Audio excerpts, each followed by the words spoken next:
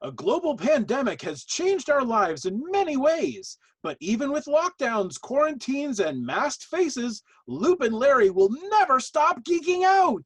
This season, we geek harder, fanboy longer, and nerd bigger than ever before. It's season 3 of Loop and Larry, Guardians of Geek! In a world filled with intergalactic space battles, metahuman destruction on a global scale, and psychopathic serial hauntings, there's only one team who can make sense of it all. When your world is overrun with rampant pop culture, call Loop and Larry, Guardians of Geek. Whoa! Three seasons of explosions. I can't believe it. And we've survived every one of them.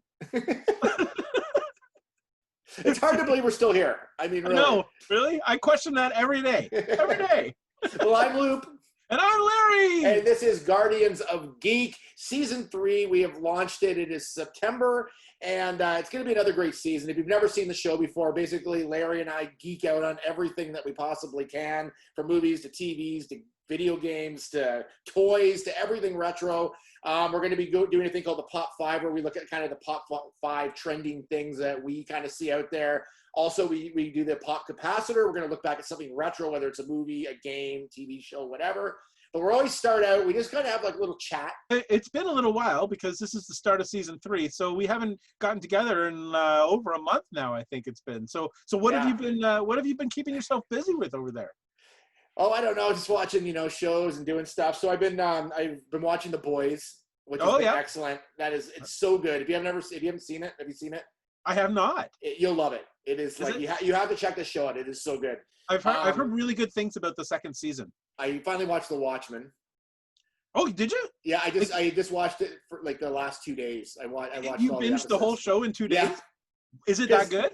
It is awesome. Of course, the Emmys just happened like just recently, and Watchmen won a few Emmys in that. And of course, we have to give a shout out to Schitt's Creek, which we're Canadian, so of course, I cannot believe it swept what it did. But I have never cheered out loud during an Emmys broadcast in my life, but I cheered like 7 times during this. I was so excited that it was winning everything. This is the greatest Emmy broadcast in history. Like, for anyone else, they'd be like, yeah. For Canadians, we're like, okay, now it's getting a little embarrassing. It's too much. We're sorry, guys. We don't mean to we like to apologize, but it's I couldn't believe it. I was just like, that was like every category. Like they were nominated in. They made history because no television show, or is it no comedy, whatever it is, no show has ever swept the entire 7 category lineup like that before, like in history. Yeah. So like this was a massive, and it's a Canadian, like it was the craziest thing, but it totally deserved it. Like, yeah, like coming from Canadians, it's weird because the CBC is just like a government-funded network, really. Yeah. And it was done on the CBC, and it was weird to watch it go from this little CBC show, go on to pop in the States, and then suddenly become this phenomenon. And all these like big celebrities like Mariah Carey and Elton John, all these people are like praising it. And I'm like, wow, that's crazy out of nowhere. Like you could see the build of it, which was really neat to watch, to winning all those Emmys, which was really cool. It was so cool. And it was also cool that they, during the Emmy broadcast, they were in Toronto. Like the entire cast was in Canada. Like they were in Toronto accepting and watching the broadcast. At somebody, I think I had read Casa Loma. Was it Casa Loma? Yeah, it's Casa Loma. Oh, okay. Yeah. So I just thought that was cool too, that they kept it in the country. I thought that was really neat. Yeah, that was pretty cool. And Watchmen, like I was saying, had won a couple Emmys. So I was finally like, I've got to watch the show. I haven't seen it yet. I've been talking about watching it forever. I kind of, when it first came on, I just there's a lot of other things going on, so I didn't have a chance to watch it at that time. And then Greg had mentioned it when we did our year-end podcast this year, and he didn't like it. Remember, he said it wasn't very good. Yeah, and I loved it. It was so strong. Like I was captivated for the whole thing. Well, the fact that you watched 10 is it 10 episodes? 9 episodes. 9 episodes in 2 days. That's saying something. I couldn't stop. It was just so good. Like it was just, like it's just once it got a hold of you, you're like, what's going on in this? And there's one of those shows where little things would happen and then they would have impact later on, and you kind of see how all the pieces fit together. It was really neat. Cool. Well, it's next on my list, so I will get to that, and we'll have a full rundown when I finally watched it, whenever that might be. And I have a couple other shows I've been watching, which is Lovecraft Country. I don't know if you've watched that at all. Oh yeah. Yeah, I'm so on it. What do you think? What do you think really? so far? Yeah. See, I really like it. I think it's really, really cool. It's totally not what I expected. I mean, I expected all the Lovecraftian stuff, like all the monsters and like cults and weird sort of dark images and things like that. But I just like placing it in the 1950s and having it the racial component added to it. I found the characters so compelling and really interesting to watch. And so they're dealing with like real world stuff, like the whole racist situations that were happening in the States in the 50s and all of that. And then on top of that, they're battling monsters and demonic cults and things. It's just such a weird mix of things. That's my only complaint about it. I think it's almost not too weird, but too all over the place. Like I found it's almost like one episode's like, here's the haunted house episode, and here's the Indiana Jones type episode, and here's like, that's my only thing with it. It's like it's starting to blend together now, but the first few episodes were a little all over the place. I need a couple more episodes to get, like, it's starting to get better as it goes, but it's just the first few were all over. I wasn't sure where this show's going or how they connected or. Like, you're right about the Indiana Jones episode. As soon as I saw it, I'm like, wow, they got to do an Indiana Jones episode. Because it totally that's exactly what it felt like. And the only other show I'm watching right now is The Third Day. Have you watched any of that? Oh, I don't even know this one. What's this one? It's on HBO. It's Jude Law's in it. And it's oh, yes. And if you're a fan of like Midsummer or Wicker Man, this show is like, I can see where it's heading already. So it's like he gets on this island. And I won't go into too much detail, but it's really cool because there's one road that goes to the island. But when the tide goes up, the road gets buried. And you can't leave the island, but you can see it underwater. It looks really cool. So it's about 6 episodes. I think only 2 have aired. I've only watched the first one so far. And where is it? It's HBO. So Crave in Canada, Crave HBO. Yeah. So okay. It's perfect. On there. So if you have Crave, you could probably watch it. So yeah. Well, I'll add that to the list. It's weird. It's very like Midsummerish. Like it's like really? You can see like he goes to this little town and it's like in this British town and it's very you can see where it's heading. People already wearing masks on their heads and stuff. And I'm like, oh, this is gonna be good. Oh, I love it. All right. I didn't realize that's what it was about, and now I'm hooked. I'm hooked. I love this show, and I haven't even seen it. Yeah, Stephen King, I think he recommended it. I saw it on Twitter, and I'm like, and he kind of mentioned those as like what it was kind of like. And I'm like, okay, I'll watch this for sure. So. Oh well, I mean, if Stephen King backs it, then then it's got to be weird of some stretch. So. Yeah. Well, I just wanted to mention a thing that I just did last night, because we gotta keep ourselves entertained. So last night, one of our local theaters, the Highland Theater, which has converted itself into a drive-in theater, was running E.T. Oh, and nice. I hadn't seen E.T. on the big screen since 1982 when it came out. Yeah. So, and my wife was the same. We're like, we hadn't seen it since then. So we're like, we have to go see this. I mean, I've seen it probably a dozen times, but I haven't seen it on the big screen. I tell you, watching this movie on the big screen, you forget how good it is. Like it's a totally different experience watching E.T. on the big screen than it is just watching it on your TV. It is such a good movie. And it's so funny to watch it now, since shows like Stranger Things and all those sort of 80s revival kind of shows have come up, because you could see like scenes directly from E.T. E.T. starts with the boys in their kitchen playing D&D.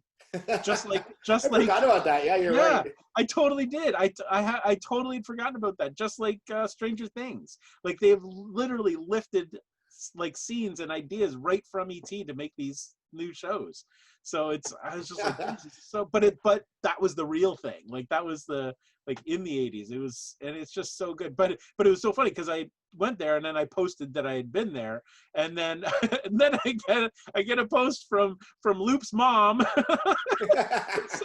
saying, I remember what theater we went to. I took little Loop to that back in 1982. So everybody was all getting nostalgic about it, and yeah, it's so good. Like if it ever plays in your area, you really should try to watch it. It's so good. Yeah, because I saw Indiana Jones came to one of the theaters, and I went and saw that. And it's like, it's so cool to see these. I could go and see older movies all the time. Like, Unbelievable, yeah. It's been so long since you've seen them on the big screen. It's a whole different experience. Yeah, well, and that's it. And so starting on Friday, theaters are playing Empire Strikes Back because it's the 40th anniversary. Oh, wow. So in our city, Imagine Cinemas is running Empire Strikes Back for a week. So I'm totally going to get tickets next week and go and see Empire on the big screen. I can't. Yeah, I should go do that. I guess it must have been 1997 was the last time, like when they did the digital remakes of the Star Wars movies. We went and saw those. Remember standing in line, like they had midnight showings, and we'd go. Yep, totally did. So I feel like it's been at least since 1997 that I've seen that movie on the big screen. So yeah, I love the fact that I hate that new movies can't come out right now because there's so many good movies coming out, but I love that they're like going into the archives and finding the classics and running those on the big screens. I like you said, I'd go that every day. You saw Tenet, right, at the theater? Yes. Yeah, I saw it too as well. It was a bit confusing, but I loved it at the same time. It was exactly. I have no idea what happened, but it was super cool to watch. I did see, I'll just update you because we've talked about this movie a lot. I did see the New Mutants in the theater. Oh, how was that? I actually enjoyed it. I thought it was all right. It wasn't like really awesome, but it wasn't terrible. Like it wasn't as bad as they're saying it is. Like it was. If you've read any of the New Mutants comics, they did a pretty decent job at at capturing some of the characters. Some were captured better than others, but it needed work. I'm not going to say it didn't. But it's. I feel like there's a lot of budget constraints on it. I think you know what I mean. Like where they could have gone a little bit further, but they didn't because they only had so much budget to work with certain characters. So but it was worth going. Like I enjoyed it. I thought it was pretty good. Like it was like. Do you feel like it's like we need to see it on a big screen, or is it okay to wait till come to Netflix? You can wait. Oh, okay. but at the same time, I mean, if you want to go see it, the theater's probably empty by this point because they're playing it still because there's nothing else to play. Yep. So they're just throwing it in the theater for longer. So it's it was really good. I like as far as like just entertaining for what it was. And if you've watched any of the X-Men movies, you can kind of see how it. But I feel like to go in, you have to have some knowledge of the comic book. Oh, that's interesting. I don't know if you could you could watch it and not have it, but it adds an extra layer, of course, if you've seen it's very understated as far as like how they've connected it. But right, okay, well maybe that's where the negative reviews came from. Is people who had no idea who these characters were just not getting the whole picture. Yeah, we haven't seen each other for a while, so we had to do a lot of catching up to do there. Yes. Our next podcast will be about 2 things, and then we're out. Exactly. Then we're on to Pop 5. And that's it for this podcast. Good night, everybody. Good night. Do I do the Pop 5 right now? Let's get into it. All right. What's hot? We'll tell you what's hot. It's the Loop and Larry Pop 5. All right, let's start right at the bottom of the list. Number 5. Number 5. We're going backwards. We're going backwards. It took us an entire season to figure this out. But it's always better to end with number 1 Pop 5 than to end with the number 5 Pop 5. I don't know what we were thinking. We'll get it figured out. Anyway, I think we've got it now. So the number 5 on our list is the trailer for WandaVision. Yeah. Has been released. This is the first we've really seen of this show that we heard about for the last year because they talked about it, as being one of the new Disney Plus shows, and then nothing. Yeah. And all of a sudden we get a trailer, and what a trailer it was! I like how they still don't have they don't have an actual date for it, do they yet? I think I don't think so. No, it's just December, I believe. Yeah. December 2020. So it's funny too because I was just talking about this with somebody the other day. Like Disney Plus is kind of like, as much as it's awesome, it's sort of dropped the ball on the newer content. And I don't know, part of that's COVID related or like has delayed some of it. But I feel strongly as soon as Mandalorian was done, the first like Marvel show should have started. Like it should have been. like, because this is the thing, you're getting this network for like some of this, like, I mean, it's great to have all the old Disney shows and things, but it's what you really want is this new content from Star Wars, and also from well, at least the 40-year-olds do, from Star Wars and Marvel, right? So and the Marvel stuff just dried up really quickly. Like they had like, I don't know, they had like 7 or 8 shows like they're kind of working on or have done, and none of them have shown up yet. No, and this is what I don't understand about Disney Plus. Why they didn't launch with Mandalorian and Winter Soldier, you know, or WandaVision, like launch with both of them. Like, do you know what I mean? Like, so they're launching with their 2 biggest properties, because not all Marvel fans are Star Wars fans and vice versa. So it would, but I don't know why there's such a massive delay on the Marvel side. I don't quite get it. I think maybe the movie, the problem is, I think we've talked about this before, but they're all so tied into each other. Yeah. They probably have to come out in a certain order, because some things might tip off other things. So I think maybe that's why, because I think before WandaVision comes out, I believe Black Widow comes out. Well, it does, except that I just got a notification today from the Hollywood Reporter. Marvel just sent you this. Okay, they're always just updating me on Scarlett Johansson just sent you a message. Yep. Texted you. She was listening to this. Yes. She Black Widow has now been delayed to 2021. See, I thought it was supposed to take the slot of Eternals. Yeah, it was supposed to come out like end of November, and then it moved to December. But as of today, according to the Hollywood Reporter, it's now moved to 2021.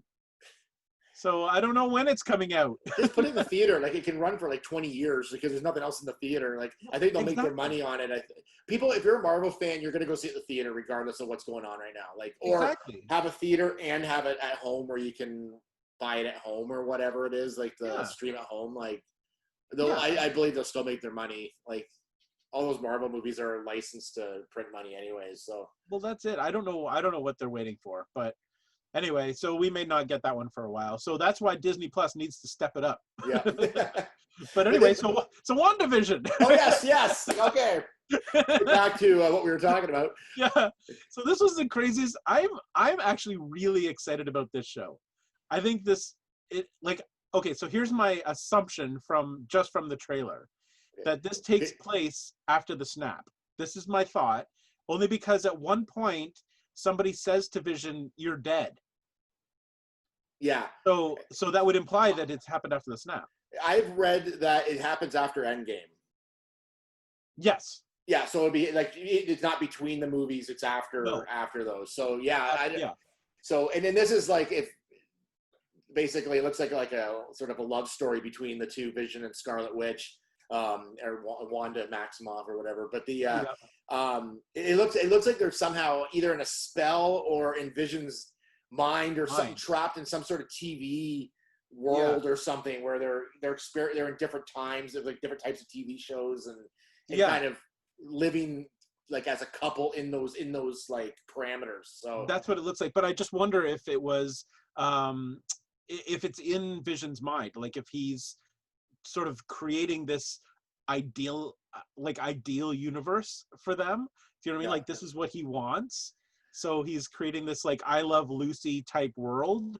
Yeah. Or Wanda did somehow too, or she had spells, right? She could have put them in some sort of like alternate universe where they're sort of living in this like this, I don't know. They always have like weird like little subworlds and like, you know what I mean? Yeah. Like that they can put them in. So I don't know. It looks cool though. Like, it looks really neat.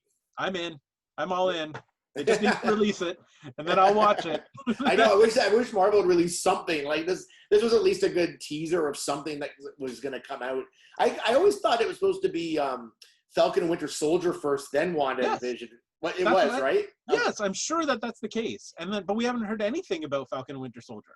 Yeah, I mean, like, just little bits and pieces, but but no trailers, no footage. I don't know what's going on over there. We want it now. That's all we're saying.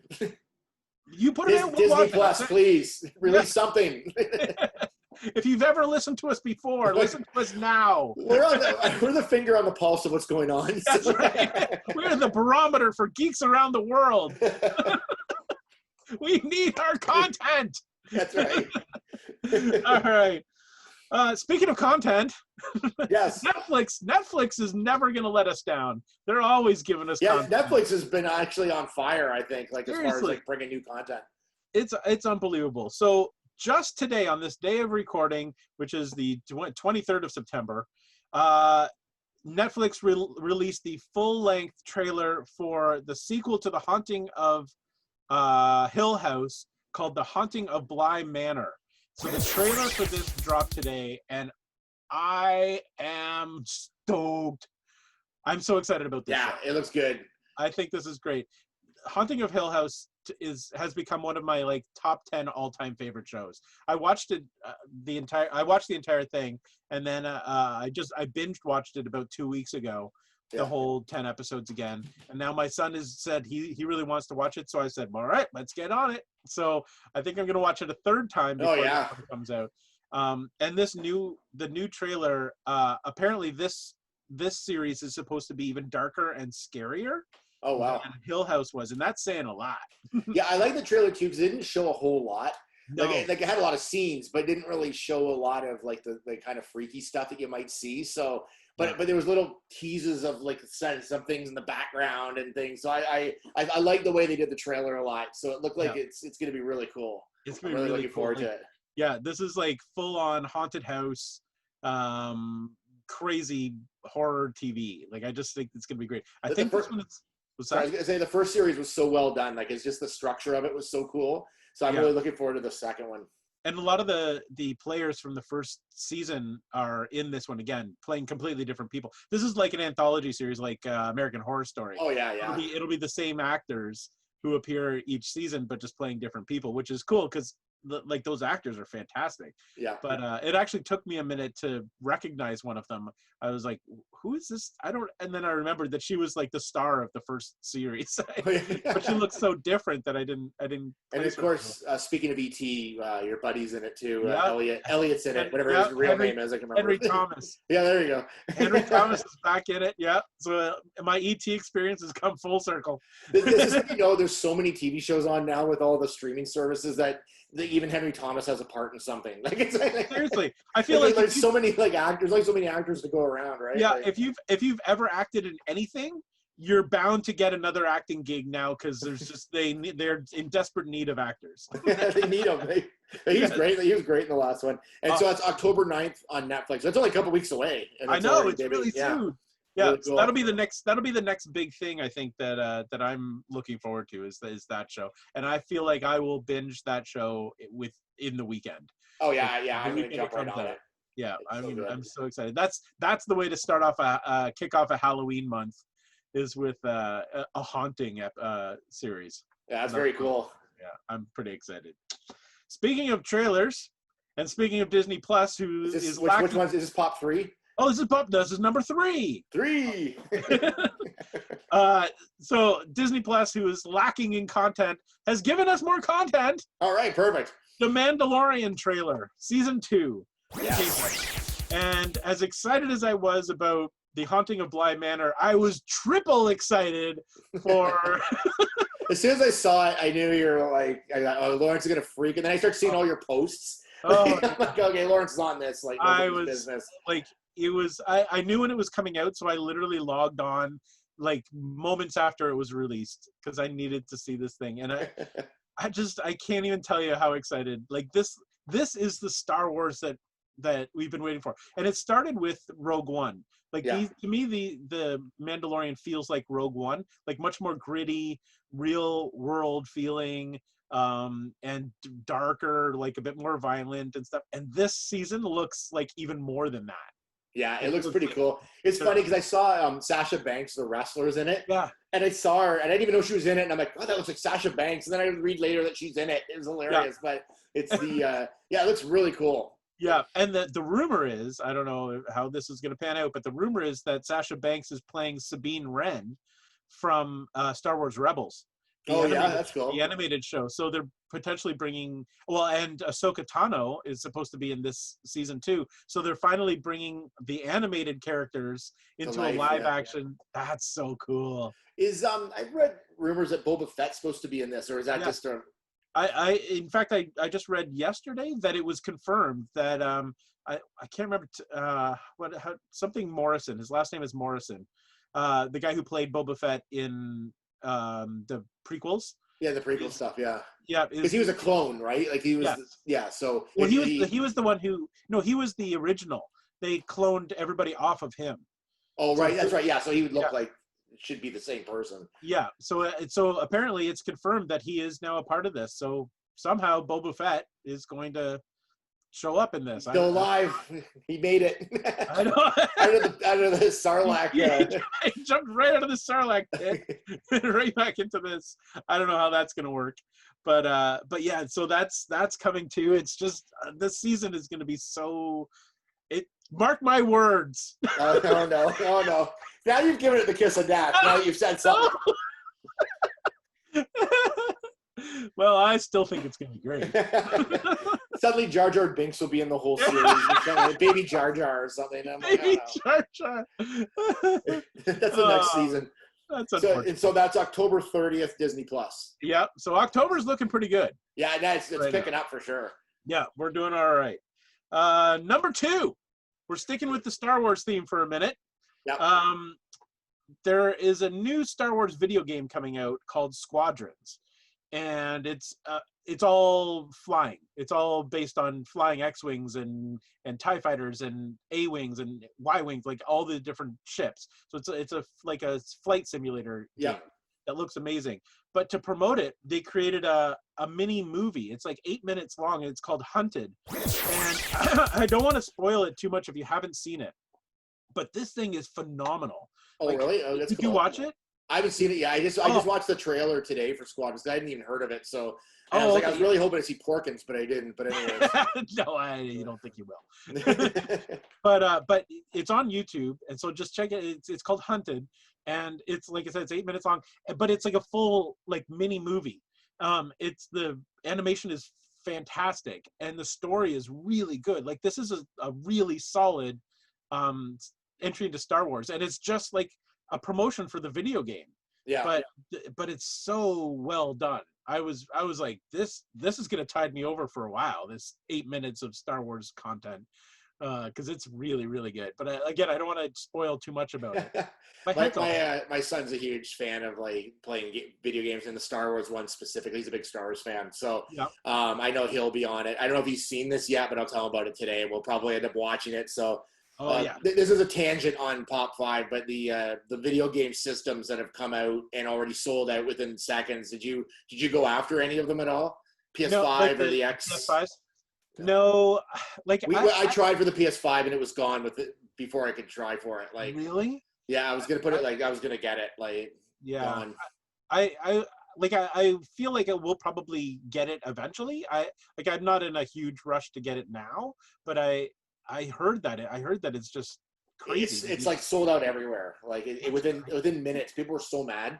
So I read where people had it in their cart, and then they went to do something, and it was gone. It was already sold by the time they went to check out. Really? Yeah. I thought once something is in your cart, it was gone. People were like, "Oh my god, it was in my cart a second ago, and now it's gone." And now it's sold out. Yeah. Yeah, this is going to be quite a thing. But have you seen the footage from like any of the game footage from PS5? Yeah, I watched a lot of the PS5 launch.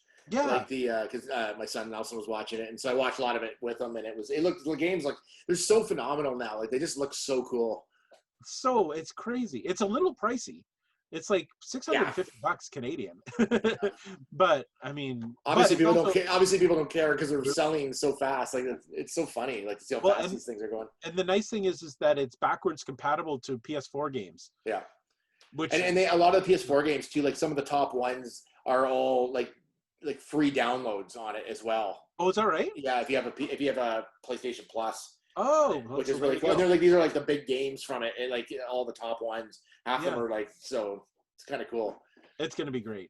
Yeah. And this is the first one I think that's a digital version and like an analog version, or like a CD version. Yeah, so you can go with one or the other. And it's like $100 cheaper to go with the digital version. Yeah. But the problem is, and so my son and I talked about it, we're like, oh, we should just go with the digital version. But a lot of the games we have are hard copies. Yeah. So if we go with the digital version, then our hard copies are useless. Yeah. So, yeah. But yeah, that's coming. There's so much good stuff. So let's move on to the number one top 5 of season 3 premiere. Here it is. Are you ready for it? I'm ready. I know what this is. The Dark Crystal, Age of Resistance. Yep. Best show ever that I haven't watched yet. Has been canceled. Thank the gods above. It didn't even make it past season 1. Nobody marked my words. I still can't believe after you giving it the most glowing recommendation before it came out, I ended up watching the whole thing, and you didn't watch it. And you watched the first 2 episodes. It was so boring. It was amazing to look at. I don't want to put anything there was so much work done on that show, and it looked phenomenal. I just thought story-wise it was just slow. It was just a slow burn, and I just didn't think it was that interesting enough that it didn't really keep my attention. Yeah, and I think that was the problem. I read one article that said essentially it was a really expensive disappointment for Henson Studios. That pretty much describes it. Yeah. Yeah. Because visually it was really amazing. The work they put into it was just incredible. It just unfortunately I thought the story was the story was a combination between too complicated and just way too slow. Yeah, I think that was, and that's but what made the movie fun was that it was a very basic story. Yeah. It wasn't complicated at all.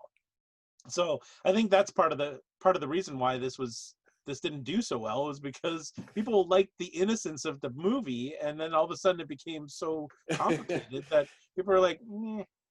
And my problem is once I watch a first season of something, I feel almost compelled to watch the next season. So I'm kind of glad it's done. I can seal that one in the tomb. You're off the hook. So when Loop and I were talking about this, I told him about this the other day, and I said, so is there any point in me watching it? And he's like, yeah, okay, whatever. I said, did it end with a cliffhanger, or did it wrap up? And his response was, "Oh, it wrapped up with me asleep." I'm here all week. You know what? Honestly, I can't even remember. I remember it it kind of ended, but I can't remember. It wasn't a huge cliffhanger that I remember.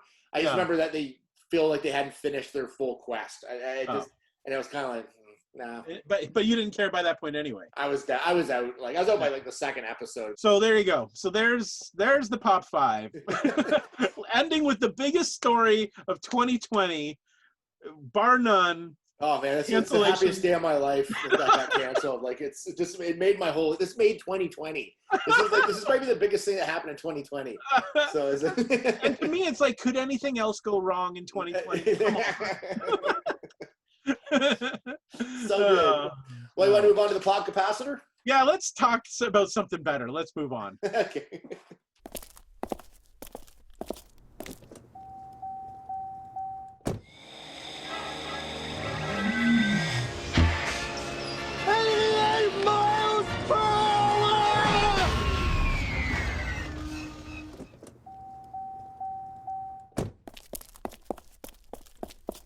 All right, here we are, Pop Capacitor, and this is where we look back at a movie, TV show, game, or even just a lifestyle, whatever, and then we kind of see how it... Lifestyle? Wait a minute, hold on. What kind of lifestyle? Well, lifestyle, like collecting things or that kind of stuff. Yeah, not like a lifestyle that you would do. Okay. I'll move on from that. Yes, please. So today on the Pop Capacitor, we are looking back at Class of Nuke'em High. Yes, we are. We figured, it's September.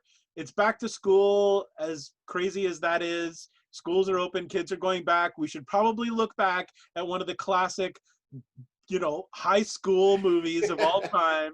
One of the most popular high school movies of all time, Class of Nuke'em High. So this is presented and produced by Troma, which is Lloyd Kaufman and Michael Hertz.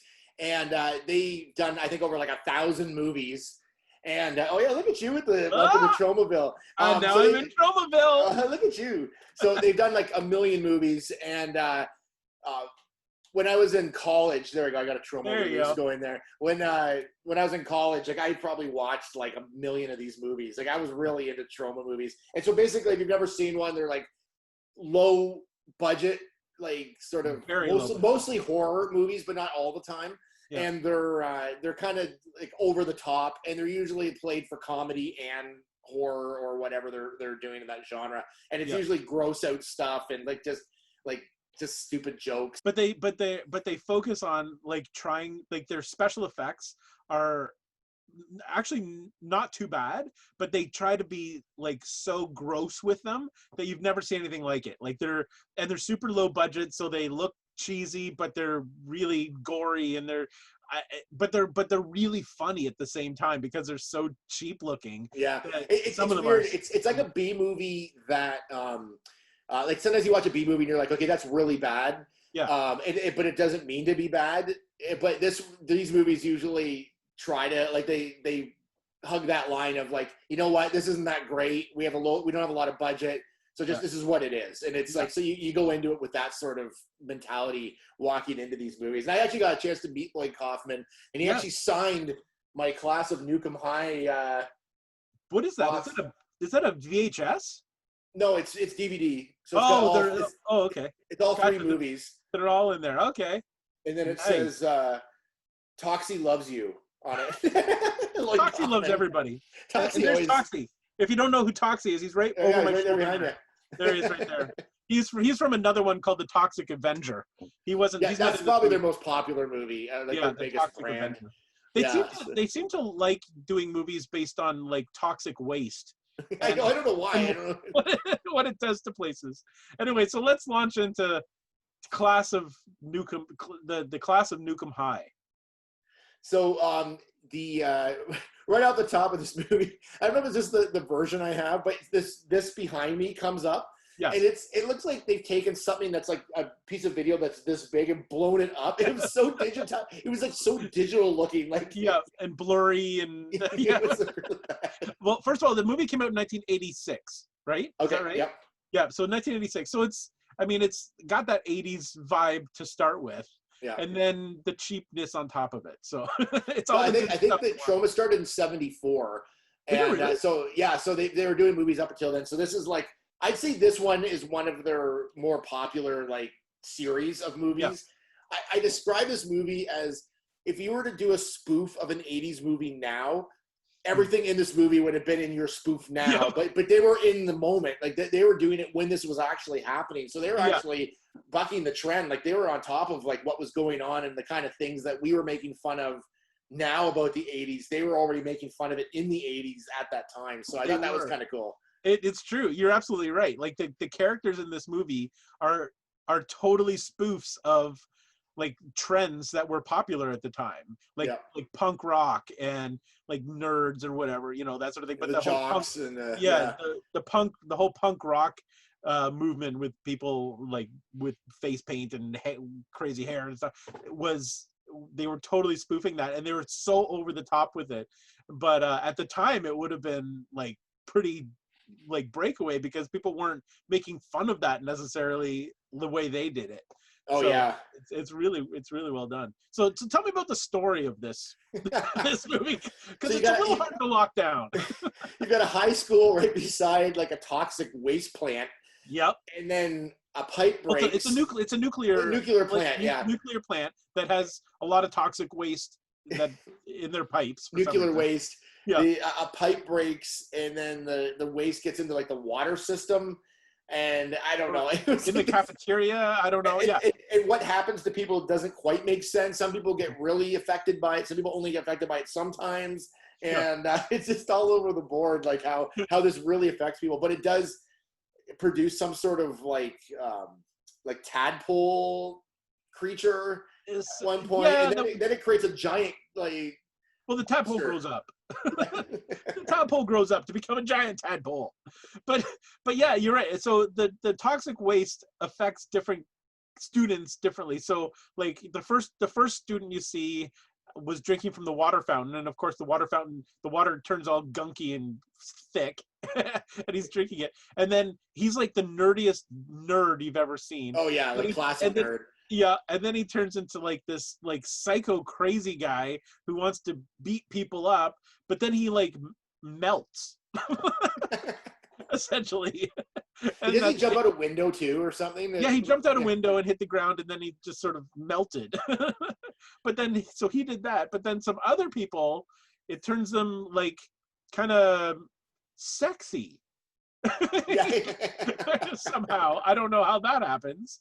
And then it's so funny because none of it, they don't carry through anything. Like there's no like one thing that carries through this whole movie. It's just like scenes of different people being affected differently. Yeah. Kind of thing. And the main characters are they're like the goody two shoes sort of guy and girl. She's in like a cheerleader and he's on the football team. Yeah. And they only get they smoke some weed that's been grown at the plant and sold, and then they only turn into sort of zombie things once in a while. They're having these like visions of like their bodies changing and giving birth, and it was just so weird. It just gets so bizarre. Yeah, it's really hard to describe this thing. Like it's such a bizarre mix of things and stuff. But then the bad, like the villains in this are this like group of like punk rock guys and girls. They're called what are they called? The Cretins. But they only became the Cretins over time because they've been affected by this toxic waste. They used to be like the honor society somehow. So that happened to them. And I found that like some of them like disappeared, and then some of them would like there's certain characters in that group, and some of them would disappear, and then there was a teacher that turned into, she decided to become a punk person, and then she only showed up only when they were in the junkyard, but she didn't show up anywhere else in the movie. Like she was like, that's true. Yeah, I don't know what happened there. Okay, there's one thing I want to mention before we go any further is this party they have in this movie. So they have this big beach party, and it's in like a, I don't know what those are called, like a residence or a like Tri-Lambda. What's that? Like a dormitory or like a frat house. A frat house. Yeah. So it's obviously in a frat house. The inside is massive. Yeah. Like you can tell they shot it in a club. Like it is huge inside. And then they go up the stairs, and then it looks just like a loft of someone's house. But downstairs there's like railings, and they're up on different levels, and it's like a big dance floor. Like it's massive inside this house. It's like I've never went to a party at a house this big in my life. Like, this thing was like gigantic. It was it was like they were shooting it in an airplane hangar that they made it. It was so unbelievable. This was like an actual house, like inside what it showed inside was the actual house that it was. But the upstairs didn't fit the downstairs. Like there's no way that upstairs could have been the right size to fit on the attached. It just didn't make any sense. Like the inside was way bigger than the outside. Let's put that way. Like it was like huge inside. It's magical. So there was another. This movie is full of continuity errors, by the way. Like people suddenly having something and then not having it in the next scene, or something disappears beside them. But there was a scene that made me laugh. The one main character goes up to his house. So he walks up to the house, opens the door, and the house is kind of beat up a little bit and stuff. It looks almost like the Amityville house, like that's that sort of shape. Yeah. And so he opens the door, goes in. The inside's like a really new home. And so the door is just a normal door on the outside, but inside it's got like a window beside it. Yes. Like, but it didn't have, I went back and looked, it didn't have it on the outside, but on the inside there's a window going up the side of the door. And it's all like super clean and nice inside. Like it's hilarious. I'm like, okay, that's obviously not the same house. No, they just found a pretty exterior, and they're like, let's shoot there. And then they had their other interior someplace else. So that's the thing with a bunch of these trauma movies, is that that stuff doesn't matter. No. they don't care about continuity. They don't care about, they're literally making a movie for the sake of just having fun. And that's what these movies are, is that they're just, so if you go into any trauma movie, you have to be aware that it's not going to be a good movie. It's just going to be a lot of fun to watch, because it's just they're entertaining. They're definitely entertaining. Yeah, and that's exactly what this was. Like, this is just, it's like the exact opposite of The Breakfast Club. Yeah, and then I found too, like it was so goofy through most of it, but then at the end it gets really like dark. Like when the punks end up taking over the school, and then they end up like shooting someone, and like they get really like violent, like way more violent than they were. Like it was just really weird at the end. But not even in a fun way. Like holy cow, like you guys are psychotic. And then of course right at the end, in like the last 10 minutes, they introduced the monster, the toxic monster, not Toxie, by the way. No, just a toxic monster. This is a toxic monster, which was really cool looking monster. Yeah, that lived in a vat of toxic waste, and he comes out of it. But it was like that was one of the coolest things in this movie, and it was literally like the last 10 minutes of it, where they introduce this thing and then they kill it. Yeah, and then it's just the whole school's collapsed basically, and then of course at the end you have to see like that tadpole thing show up coming out of the there's still something there, which of course will be in the many sequels. Exactly, because there are three of them. Aren't there three? Yeah, there are three. Class of Nuke'em High right there. Just to go back, I thought the movie was fun. I just thought it was a fun movie. It captured the 80s kind of like in a fun sort of way. I thought the soundtrack was really kick-ass in it. The soundtrack is really good, and I couldn't figure out whether those were real songs or if they were songs that were written for the movie. But regardless, I was like, this is really good. I looked at the list at the end of who was on it. The only one I really recognized was the Smithereens. That was the only group. Oh, right, yes. Yeah. It was the only group that I actually recognized. Yeah, so somehow they could afford to pay for licensing rights to like some real music, but they couldn't pay for acting lessons. No. Oh, I know what part was really dark too, when they beat up that old woman.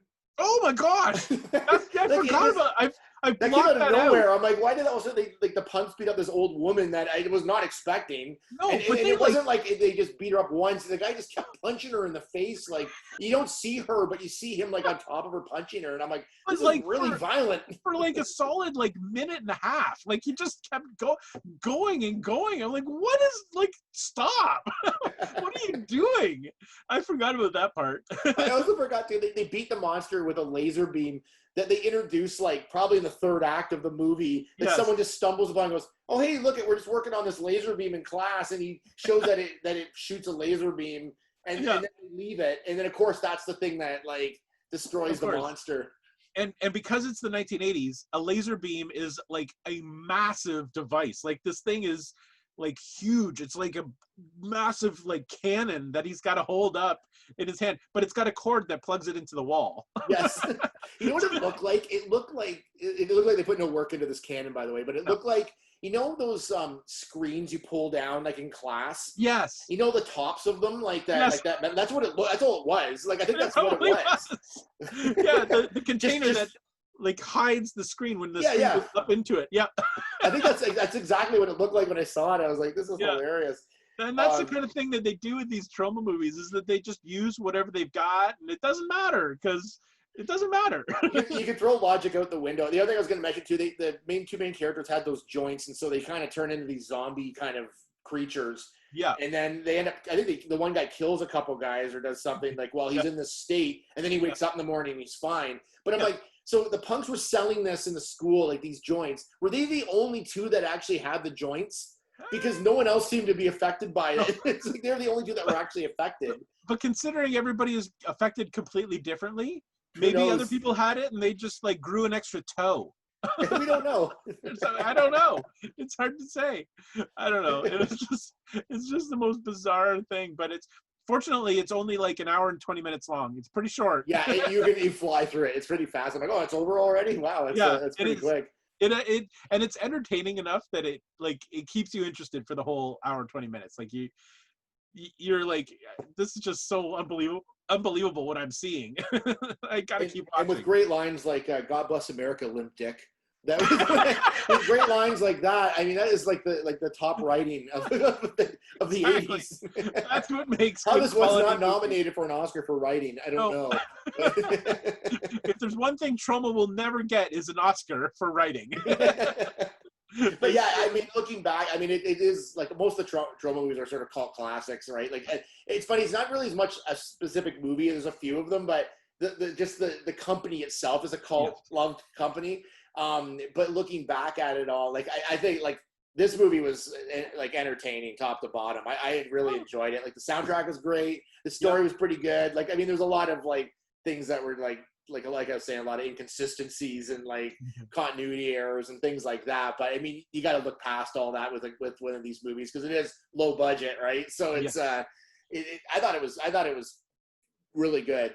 Yep, I think it holds up. I mean, it's cheesy and it's completely dated because of the era, but it's still so much fun. Like the movies really are fun. Like it's unbelievable how many they have, because when we go to fan expos or most Comic-Cons, they're usually there. Troma usually has a booth, and they have all their movies set out on a table, and there are like hundreds of them. Like it's unbelievable how many movies that this company has made. And I think from what I read, like there's a lot that they made, and then there's a lot that they've bought from like other independent like producers and things like in the UK and things like that. So they haven't made all of them themselves, but they plaster their name on them anyways and buy them, plaster their name on it, and they're out. So but, I almost forgot about Poultrygeist as well. Oh, Poultrygeist is exactly what it sounds can't forget like. about that.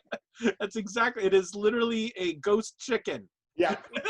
A very it seems logical to me. Yeah, very violent ghost chicken. I will tell you that when I met Lloyd Kaufman, like we've met a lot of celebrities. I was actually kind of shaking when I met him because I just grew up on his movies, and I was like, oh my God, it's Lloyd Kaufman. And then he like signed the front, like I post a picture, but he signed the like the front of the box, and I was like, oh my God, this is so cool. Like, it was just cool to meet him. Like, and he's the founder of Troma and producer, isn't he? Isn't that? Yep.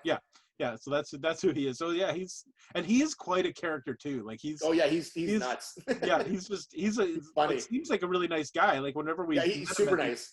Yeah, really nice guy, but he's just so goofy. Like he's exactly like his movies. Just over the top and goofy but just fun. Like he's just a fun guy, and that's exactly what these movies are: over the top but fun. Awesome. Yeah. So that's our show for today. I guess we've gone through high school. We made it through the toxic waste of high school, and so I don't know when our next podcast will be in a couple weeks, probably. 2 weeks. Yeah. We'll try to get on a regular schedule. It's been hard. We're back in business. Season 3 is up and running. We are 100% geeked out again. That's right. Now that things have kind of calmed down a little bit, or at least there's more control of what's happening out there, it's with COVID and stuff. At least now we're starting to see some production starting to move and some shows starting to come out again, which has been really good. So make sure that you follow us on all our socials. We would tell you what they are, but half the time we can't remember. But it's usually at Loop and Larry something. It's usually at Loop and Larry 1 or at Loop and Larry. On something. Just Google us, Loop and Larry. You'll find us. We're on something all the time, and just tell your friends. Let's get us out there, and don't forget to watch us on YouTube. Yeah, we got the YouTube. Now you can watch us right here on YouTube, which is really cool. We're funny to look at. Everybody else is using Zoom. Why don't we use Zoom? Exactly. Really. Well, since we can't be in the same studio together, this is a lot easier for us to do, obviously. That's right. So thank you so much for joining us this week. This has been Loop and Larry, Guardians of Geek, and we'll see you next time. Bye-bye.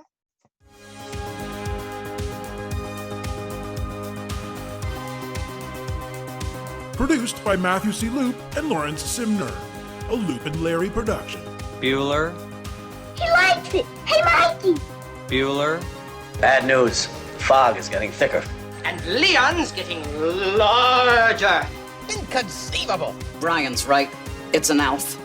Wax on. Does Barry Manilow know that you raid his wardrobe? Oh, Captain, my Captain. Life moves pretty fast. You don't stop and look around once in a while, you could miss it. Wax off.